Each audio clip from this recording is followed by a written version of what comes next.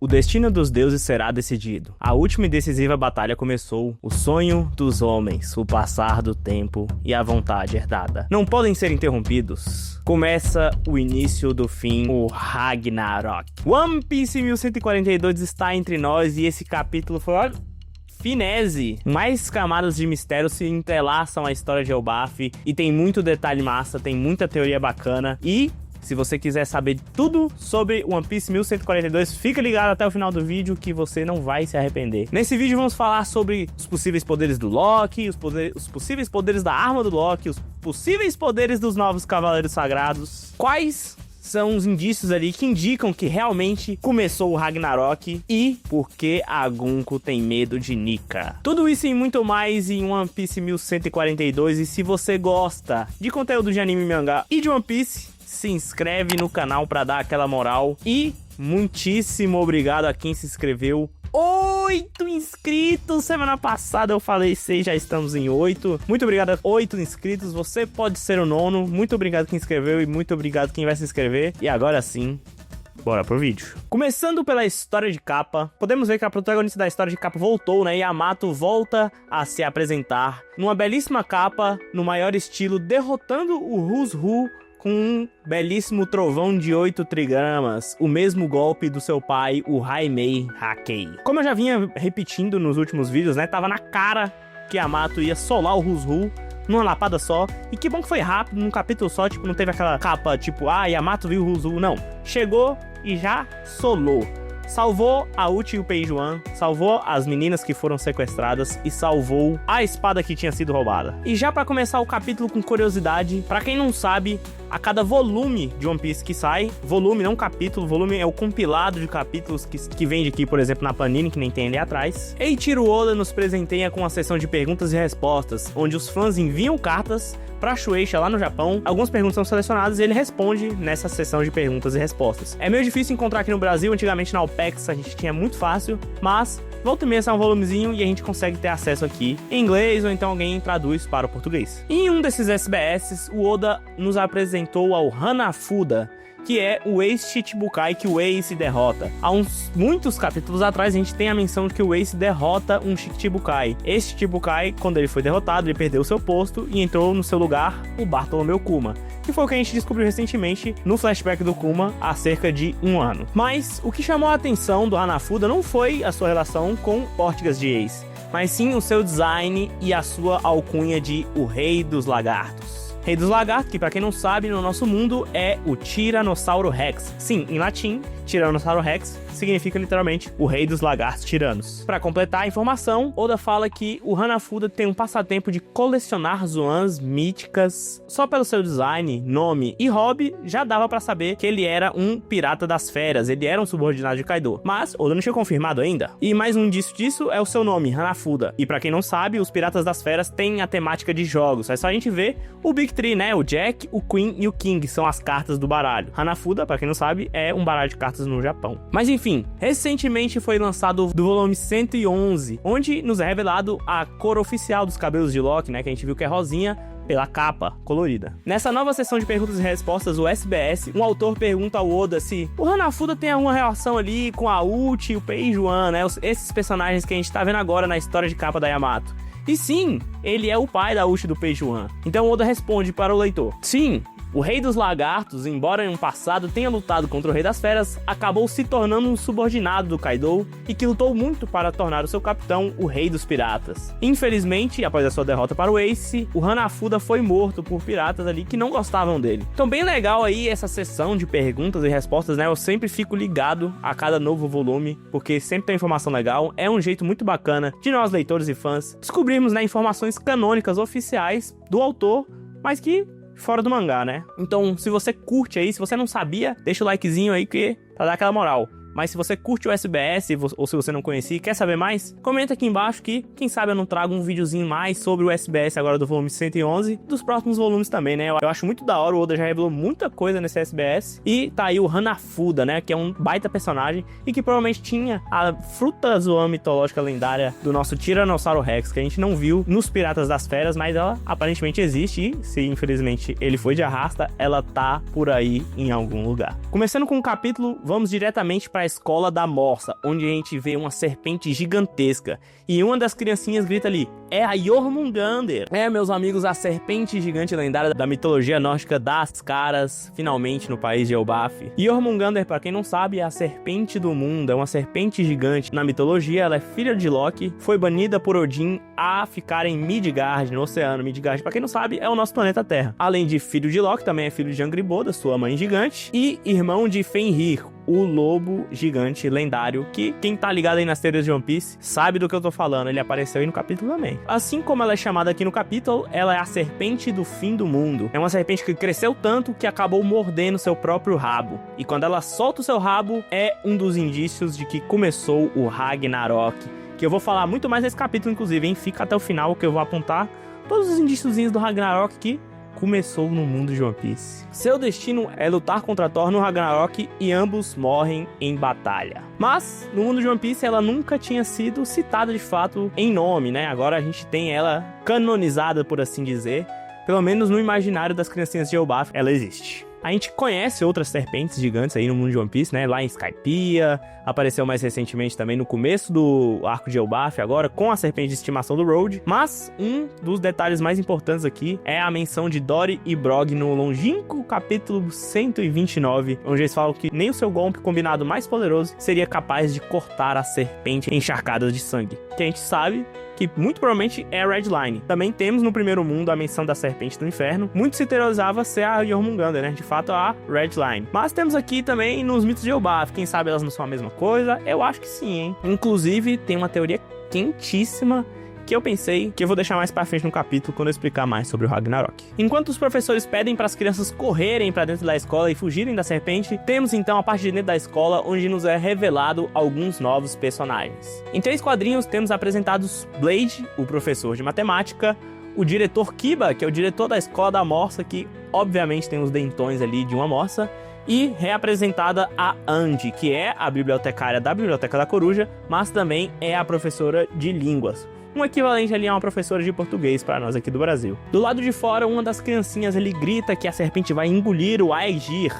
Aegir, que é a mesma criancinha que brincou com o Luffy lá no balanço no capítulo 1135. Além disso, Aegir é um nome da mitologia nórdica, ele é um gigante que ali é o governante dos mares, por assim dizer. Eu acho bem legal o Oda colocar sempre um nome ali que tem a ver, durante o arco ali, que tem a ver com a temática da ilha. Eu não acho que o Aegir, um garotinho ali da escola, vai ser um mega poderoso guerreiro, mas quem sabe aí o Luffy não inspira ele a se tornar um pirata, né? Um guerreiro dos mares. Igual o Kron. Vale lembrar que ele também parece o Tetsu, né? Do Akira. Seguindo pra página dupla, vemos o diretor da escola correndo com um baita martelão e acertando um golpe em cheio na serpente. Ao mesmo tempo, chega nosso grandíssimo gigante com D no nome, Jaguar de Sol, com um punhozão empunhado de haki e finaliza a cobra com um belo golpe. Observação aqui pra nota do tradutor, que diz que o nome do golpe usado por Jaguar de Sol em japonês é como se fosse um trocadilho ali para teste final, né? Um teste de escola. Temos que lembrar também que Jaguar de Sol é o professor de história da escola. Muito bacana ver o Jaguar de Sol em ação. A gente sabe que ele era um marinheiro, ele é fortão, ele era vice-almirante da marinha. Temos revelado aqui também que o diretor Kiba, ele era um ex-pirata gigante. Ele era um dos ex-piratas guerreiros gigantes, provavelmente da tripulação do Dory e do Brog, que parou há 100 anos atrás, ou quem sabe até do Jaru, muito antes do Dory e do Brog, porque ele parece meio mais velho ali e tal, ele já é o diretor. Faria sentido também se ele fizesse parte da tripulação do Jaru. Nico Robin e Chopper aparecem ali na barba do sol e perguntam, né, se é comum esse tipo de fera, esse tipo de besta aparecer no reino solar, ou se elas só ficam ali no submundo. Só comenta aqui, no entanto, mas escuta um grito de dentro da escola. É o Wolf Sensei! Na parte de dentro da escola vemos o professor de educação física Wolf, deitado e ensanguentado no chão. Ele fala que é pra tomar cuidado pra não encostar nas crianças, que parece que elas estão dormindo, mesmo andando. Nessa parte tem uma ceninha meio cômica ali do Aegir perguntando pra Robin se ela é companheira do Luffy, e a Robin responde que sim, perguntando se o Luffy fez alguma coisa com ele, né? E ele fica com essa cara aí de poker face. A gente sabe que o Luffy brincou com ele lá no balanço, mas que ele não gostou nem um pouco da brincadeira. O Sol corre atrás das criancinhas pra ver o que tá acontecendo, e o professor Wolf avisa pra tomar cuidado ao tocar nelas. Então temos um quadrinho onde a gente pode ver algumas das criancinhas que estavam ali dentro da escola enfileiradas, dormindo, mas seguindo um caminho em direção à praia. A gente vê no cantinho direito uma setinha que indica o poder da Agunko. Eu acho que a Agunko tá indicando a direção que as criancinhas dormindo estão indo, enquanto um outro poder faz com que elas durmam. Então o diretor Kiba pede para que toquem a trombeta, para alertar o país inteiro. O Sol acha muito exagerado a reação do diretor e não entende o porquê ele pede para que aconteça algo tão drástico quanto soar a trombeta. Mas então o diretor pede para ele olhar ao horizonte na floresta. Instantaneamente, o professor de matemática Blade soa a trombeta e temos então a cara de Chopper, Nico Robin e Sol chocados. Ao fundo, vemos duas enormes silhuetas e isso definitivamente é uma crise e a trombeta precisa ser tocada. Muito da hora essa parte aqui, a gente vai falar mais sobre as silhuetas ali, dos poderes, possíveis poderes dos Somers. O ritmo desse capítulo ficou muito bom, né? A gente começou na escola já com ação ali, né? Diferente do último capítulo, que já terminou ali meio parado, eles de longe, a gente não sabia como ia ser o ataque, mas eles já rapidamente entraram em ação, mais ou menos ali como eu disse na história de capa, né? Achei que a Yamato ia aparecer, mas não, já começou. Então, ritmo bem da hora aqui desse capítulo. A gente vai cortar agora essa parte para ir pro submundo e depois voltar para a escola, mas muito interessante aqui. E novamente temos também, né, um dos indícios do Ragnarok, que é a trombeta. Seguindo para o capítulo, vemos Loki já de pé, segurando um baita martelão e brandando o seu discurso. Ele fala que apenas uma corrente de Kairosek não é o suficiente para detê-lo, para segurar o seu poder. E se quiserem salvar Elbaf agora, é bom que tirem logo essa corrente. Acharam que eu não poderia fazer nada? Eu vou mostrar a vocês. Acho melhor se prepararem. Se eu acertar o que quer que seja, será destruído. A chama irá espalhar. Vocês sabem qual é a fraqueza de Elbaf? Eu vou aniquilar todos vocês. Essa cena foi ultra hype, porque o Loki fala ali como se ele estivesse falando com os Cavaleiros Sagrados. Mas o pessoal ali do Luffy, né, e dos novos Piratas Gigantes, não sabe que ele tá falando pros Cavaleiros Sagrados. Então tem essa dualidade no discurso. Ao mesmo tempo que ele fala ali pro Luffy e pros novos Piratas Gigantes, ele fala pra todos ouvirem, pra que chegue nos Cavaleiros Sagrados e o seu poder estrale por toda Elbaf. Muito incrível esse painel, ficou muito bem desenhado. A gente já tem ali um vislumbre, querendo ou não, do poder do Loki, né? Não exatamente sobre a Akuma no Mi do Loki, mas a gente vê ali que muito provavelmente é um poder do martelo mesmo, assim como a gente tem o Mjolnir, né? Na mitologia nórdica, a gente tem aqui o Ragnir, né? Que é o martelo do Loki. Dá a entender muito que é um poder do martelo, porque a gente vê ali uns raiozinhos no martelo quando ele levanta, antes dele bater, e dá pra ver também que não tá usando Haki, né? Então os raios são raios mesmo, né? Eletricidade. Mas claro que a gente não pode descartar a possibilidade de ser um poder da Akuma no Mi dele. Apesar dele estar preso em Kairosek, a gente sabe que o Kairosek ele não impede o usuário de Akuma no Mi de usar em si os seus poderes, né? Claro que se for uma Logia ele não conseguiria ali usar pra escapar, mas nesse caso eu acho que é o martelo mesmo. Mesmo sendo um martelo, ele não usando a fruta e mesmo com o Kairosek meio que enfraquecendo ele demonstrou ter um poder muito forte. Caiu um raio literalmente do céu, estrondando tudo e tacou fogo na árvore. E novamente é um chama pro capítulo anterior, onde a gente viu um pedaço do galho cortado, porque a Ripley falou que ali foi uma parte que pegou fogo ali, né? E aí ela comenta a mesma coisa que o Loki comenta, né? Sobre a fraqueza de Elbaf, que é o fogo e o raio, porque é tudo uma árvore e tudo pega fogo, né?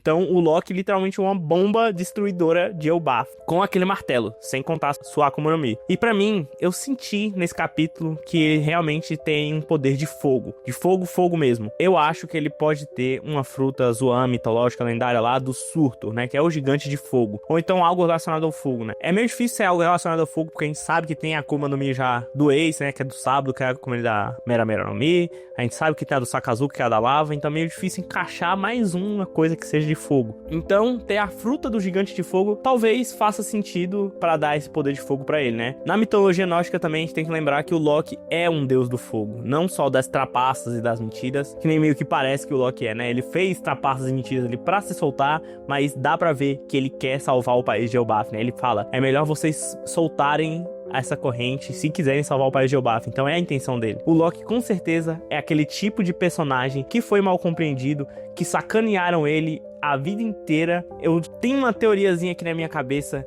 que é por causa do mural ali, tipo, tem essa figura que parece muito com ele no mural, e aí, tipo, ele tá destruindo o mundo ali junto com Nika. Então, quem sabe uma Madre Carmel da vida não pegou e espalhou uma fofoca mal contada e acabou com a vida do Loki. E aí é aquele tipo de personagem que a gente conhece que, tipo, acontece alguma coisa que a gente sabe que foi sem querer e que não foi culpa dele, mas vão culpar ele porque ele é o príncipe amaldiçoado, ele é o príncipe ali que ninguém queria, é o filho do Harold que vai matar ele, que tem a profecia.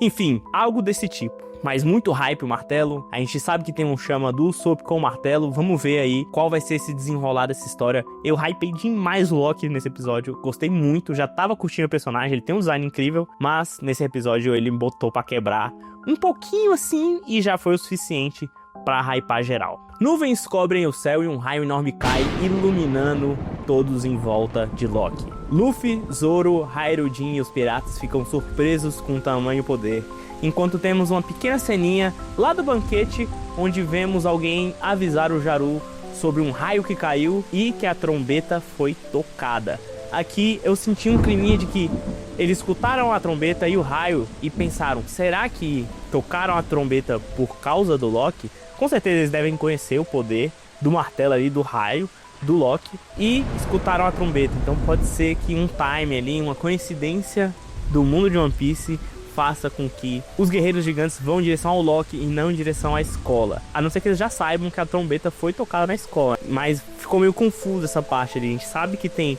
aqueles bichos gigantossauros de enormes lá no final do capítulo.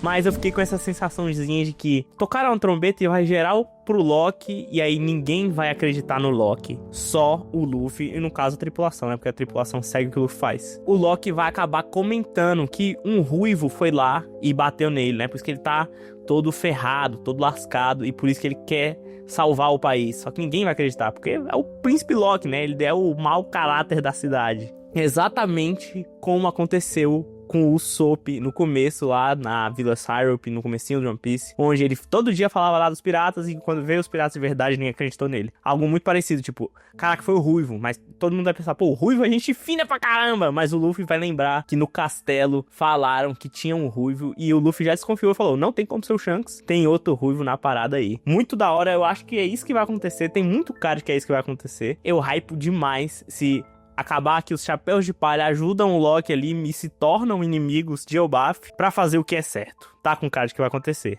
Vamos ver se vai ser isso mesmo. Voltando para a escola da morsa, a gente vê a professora Andy, lembrando que já viu estas figuras outra vez no dia de hoje. Em um breve flashbackzinho, a gente pode ver algumas crianças na escola discutindo quem vai destruir o mundo. Aqui é legal porque a professora Andy é a professora de línguas. Será que eles estavam estudando o Harley ali, por isso que eles estavam discutindo? Não sei quem vai destruir o mundo, não sei o que é mais perigoso, não sei o que é mais legal. Talvez tenha alguma coisa aí. Uma das criancinhas fala que o Loki com seu martelo vai ser quem vai destruir o mundo. Curioso aqui, porque a gente não tem uma menção exata do Loki no Harley, pelo que a gente viu.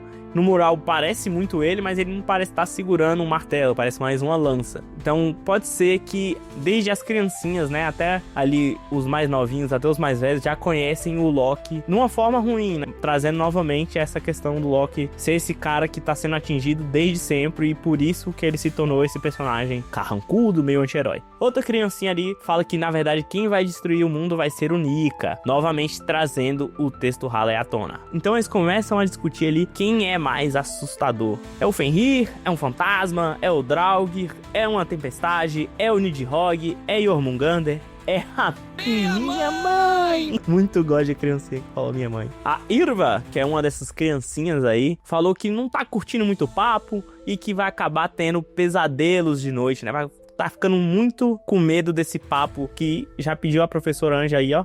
Corta essa, porque não quero sonhar com nada de ruim essa noite. A professora elogia o desenhozinho das crianças, né? Fala que tá tudo bem, que vai parar com o assunto. E uma coisa interessante é que, além de elogiar o desenho, ela fala que as personalidades de cada criancinha ali refletem muito bem na sua escrita e nos seus desenhos. O que, acho que todo mundo, né, remeteu automaticamente pro mural de Elbaf, né, que a Ripley falou que foi desenhado por uma criança, né, um sonho de uma criança. Esse episódio meio que tem um paralelozinho com essa história ali do mural, e eu achei muito interessante essa parte, porque, tipo, as criancinhas de Elbaf ali, um sonho de uma criancinha desenhado no mural, acabou se tornando esse patrimônio histórico, e aí agora a gente vê as criancinhas na aula de línguas, estudando e desenhando as criaturas míticas que elas conhecem do país. Muito fera. Um aspas aqui, as criaturas, eu vou falar sobre elas delas quando aparecer lá o muralzão.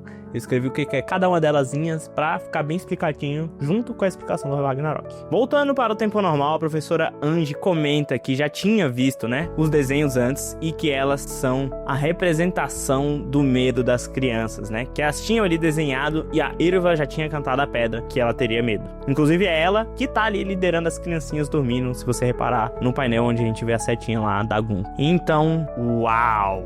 Este é o mundo mais temido pelas crianças. Que painel hype! Minha vontade é de falar outra, mas o friendly do YouTube me obriga a dizer que é ultra hype esse quadrinho. Muito fera, as criaturas ali, né? Os medos, os pesadelos das criancinhas representados de forma gigantossaura, né? Porque elas são gigantescas, então tudo é mais gigantesco ainda, porque o medo na cabeça delas é muito maior. Eu achei isso incrível. Eu tô torcendo para que, por acaso, uma dessas criancinhas acorde e alguma delas ali, sei lá, como o Aegir, né, que a gente viu, então a Yrva, ou até o Kron, né, tenha uma coragem ali muito grande e demonstra ali que quanto mais coragem as criancinhas tiverem, menor serão seus medos, né, e menor se tornarão aqueles bichos gigantes. Quem sabe aí, Luffy do Chapéu de Palha em sua forma Nika não aparece para iluminar com seus poderes de Deus do Sol e agitar as criancinhas ao som dos tambores da libertação, fazendo com que elas sintam menos medo, consequentemente diminuindo o tamanho das criaturas, né? Porque tá muito grande, pô, tá maior que o Gorosei o bagulho. E esse painel me lembrou instantaneamente o mundo das fantasias de Yu-Gi-Oh! Que pra quem não tá ligado, o mundo das fantasias é meio que um deck especial de um dos vilões de Yu-Gi-Oh! Né? O Maximilian Pegasus, que transforma ali os monstros de duelo em monstros Toon. Achei muito parecido, assim, tipo, o conceito, né? O design, por assim dizer. Ficou muito parecido, me lembrou demais, achei muito legal. Porque são crianças, né? São medo das crianças, então tem esse rolê aí de ser mais cartoonizado. Então temos as imagens, além dos monstros, de todos os medos que as criancinhas tinham comentado na escola. Temos o Nika, o Loki, o Fenrir, um fantasma, a Jormungandr, né, que já apareceu no começo ali do capítulo, a mãe de alguém que aparece no cantinho ali e dá pra ver que parece muito com a Big Mom, uma tempestade, o Draug, que é esse caveira aí, esse fantasma da mitologia nórdica, que é um meio morto-vivo. Tem o Nidhogg, que é famoso também nas mídias populares aí, que é esse dragão que ele fica em Niflheim, no nível inferior da Yggdrasil, e ele é o responsável por roer as raízes da árvore. Ele tem uma rixa com a águia gigante, que eu não sei falar o nome, tá esse nome aí na tela aí, esquisito pra caramba, que é nórdico, que vive no topo da árvore, né? O seu bater de asas é o que faz o vento soprar no mundo, que eu acho que seja essa ave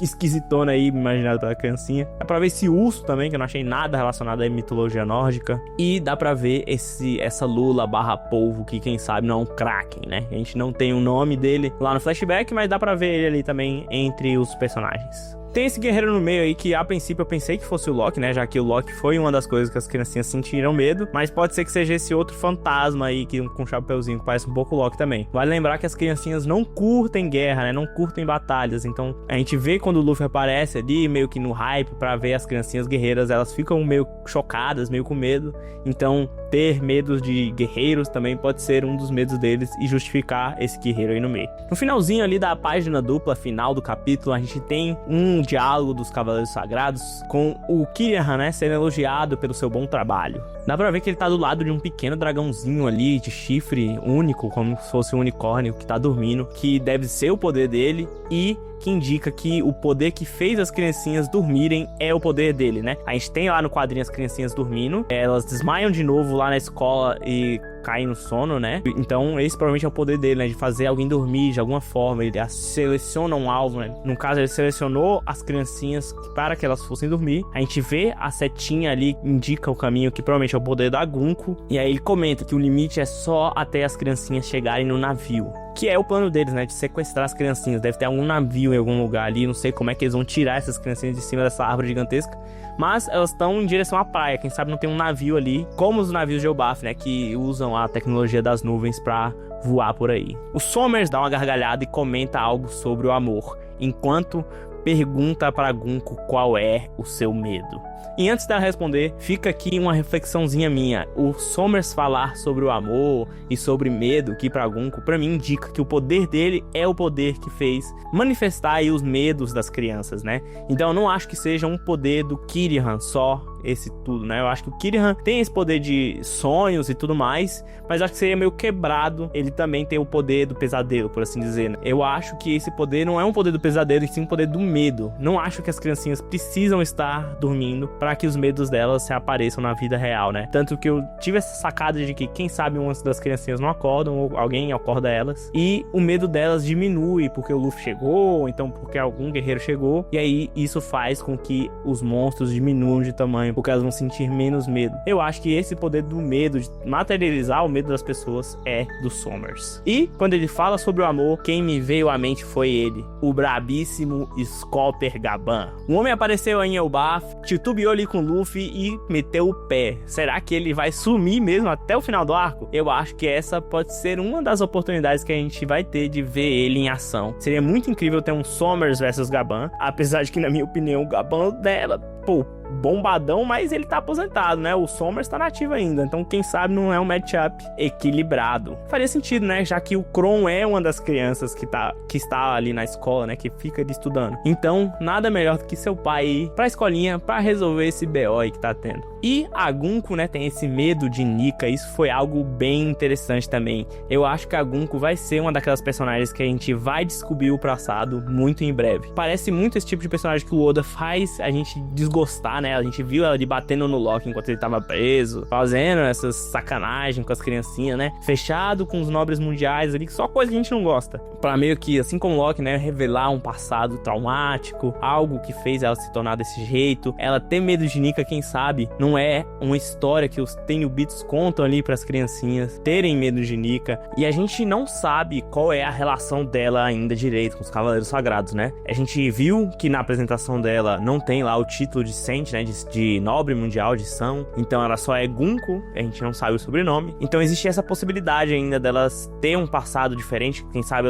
ela não era um escravo lá em Meritjoa e de alguma forma conseguiu ascender a esse patamar, né? E existe uma teoria que eu acho bem quente, que ela pode ter alguma relação com o exército revolucionário, que pra mim faria muito sentido, né? Ela tem esse chapeuzinho que é bem característico do exército revolucionário, com óculos, né? Bem parecido com o do Sabo. Ela tem um design muito parecido com a Koala, que a gente conhece já há algum tempo. Então, quem sabe ela não pode ser até uma traidora do exército revolucionário, ou o contrário também, né? Uma traidora dos Cavaleiros Sagrados. De alguma forma ali, conseguiu se infiltrar e mantém ali contato com os Cavaleiros Sagrados, né? Já que ele é um grupo tão reservado, né? Mais da elite ali, dos Tenryubits. Faria sentido, porque a gente viu lá que o Dragon tem informações sobre os Cavaleiros Sagrados e fala que no momento que eles se moverem, vai ser o momento em que o exército revolucionário tem que se mover também. Então, quem sabe a Gunko não é a informante. Enfim, muitas teorias, muito bom esse capítulo. Ele teve várias nuances que eu achei muito legal. Foi realmente o melhor capítulo desde o 1138 que a gente tinha lançado, né? Os outros capítulos também foram bem legais e adicionaram coisas pra história, mas esse foi fantástico. O mural final, pedrada demais, assim como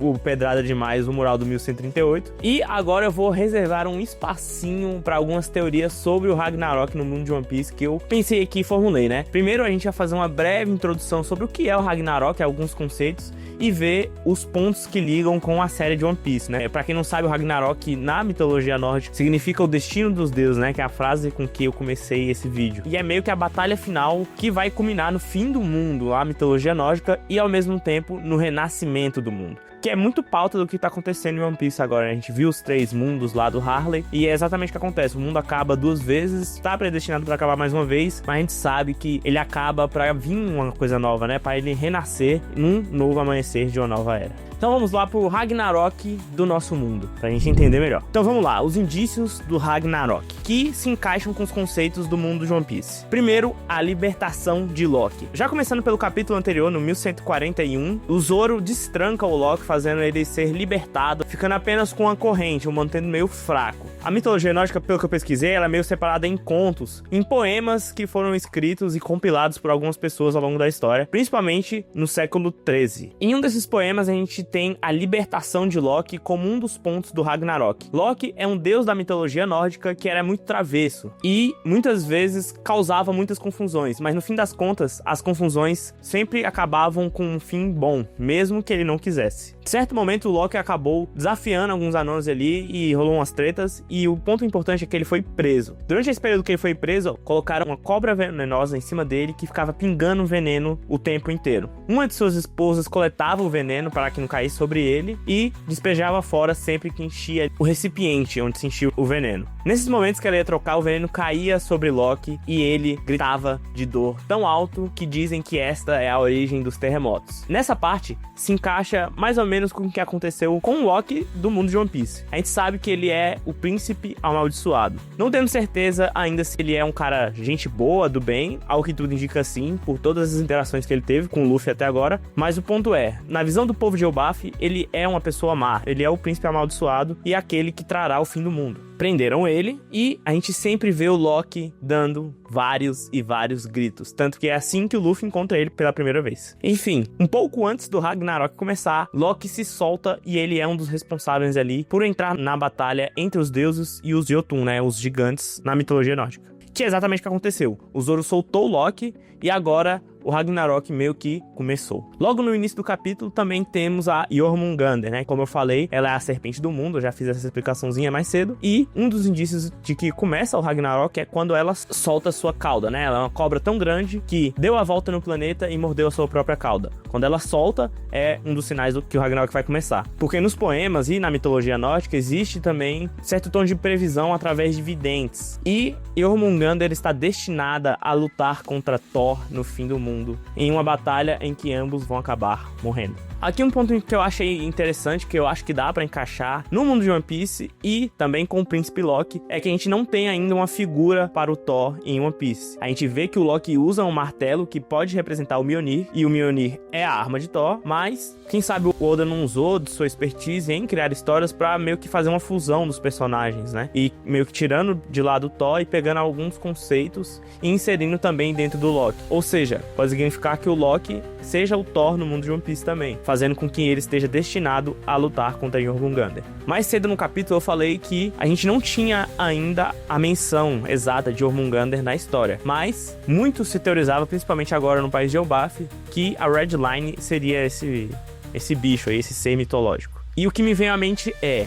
será que o Loki não vai usar o martelo dele para destruir a Red Line? Isso seria uma teoria pra mais pra frente, né? Mais pra depois do arco de One Piece, mas como a gente tem ali uma espécie de Loki no moral, tem essa questão também das previsões e dos destinos, né? Ligado ao Loki desde que ele foi apresentado. Então, quem sabe que num futuro a destruição do mundo, por assim dizer, pra ele renascer, né? Seja necessário a destruição da Red Line e de alguma forma o Loki não possa ser responsável por isso. A libertação de Fenrir.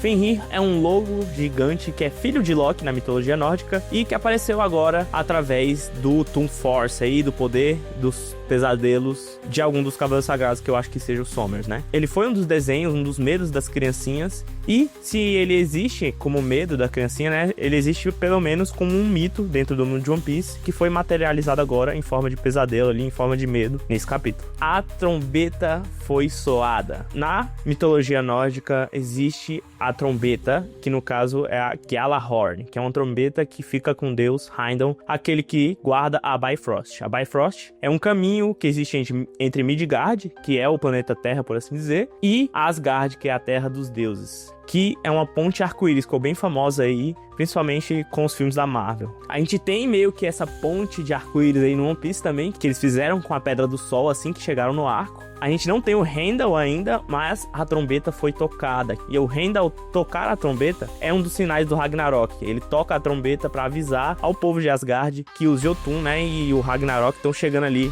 para avisar que o Loki trouxe o fim do mundo.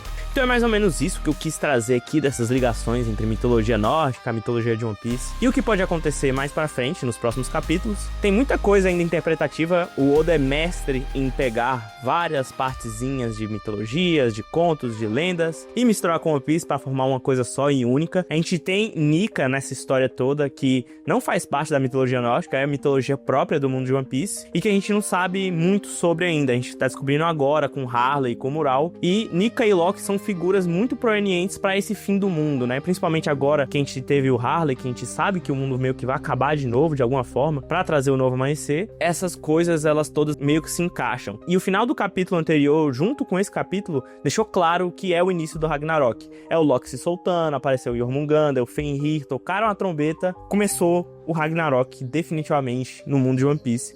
E é a reta final, né, galera? Estamos chegando aí, querendo ou não, a gente sempre o pessoal fala, estamos chegando no final, mas realmente estamos chegando no final. Um ponto que eu acho curioso, que eu acho que deve entrar muito em breve na história, é o terceiro nível da ilha de Elbaf, que ainda não foi explorado, que é o Reino do Céu, alguma coisa assim. Talvez seja a parte mais enigmática e que tenha conexão com essa parte do fim do mundo, porque o Reino do Céu pode ser, quem sabe, o reino das divindades, por assim dizer, que representaria Asgard no mundo de One Piece. Quem sabe ali não tem alguma arma lendária de Nika ou algo assim do tipo. Uma coisa também que eu lembrei no review do capítulo 1138 é que o Loki comenta que o submundo, a parte onde ele estava ali em Elbaf, era o lugar onde o Sol morreu. Então tem essa ligação com Nika e com as histórias de Elbaf. Enfim, muita teoria bacana.